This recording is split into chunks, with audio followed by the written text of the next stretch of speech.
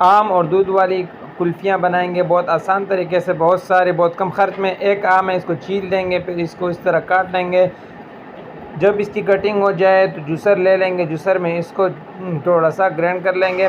और यहाँ पर हम इसमें आधा किलो दूध शामिल करेंगे और यहाँ पर 5 टेबलस्पून इसमें चीनी जाएगी। उसको थोड़ा सा जूसर करके यहाँ पर इसमें मिल्क पाउडर थोड़ा सा शामिल करेंगे और यहाँ पर थोड़ा जूसर लगा के यहाँ पर ड्राई फ्रूट जो भी आपके पास अवेलेबल हो वो इसमें शामिल कर काट करके शामिल कर देंगे। और ये डब्बे जो हैं कुल्फ़ियों वाले, तो ये 2-250 में आराम से मिल जाते हैं। तो यहाँ पर ये इसकी भराई शुरू करेंगे, तो इसको इस तरह भर के और यहाँ पर इसको ढक्कन लगा देंगे। तो ये देखें सारे हमने इस तरह भर लिए हैं। तो अब फ्रीज़र खोलेंगे, तो फ्रीज़र में इसको रख देंगे 8 से 10 घंटे के लिए। और 8 घंटे के बाद हम इसको निकालेंगे, एक बॉल की मदद से इसको कुल्फ़ी बाहर निकालेंगे और अब चेक करेंगे। तो ये देखें माशाअल्लाह सुभान अल्लाह, बड़ी मज़ेदार कुल्फ़ी है, ज़रूर चेक करें।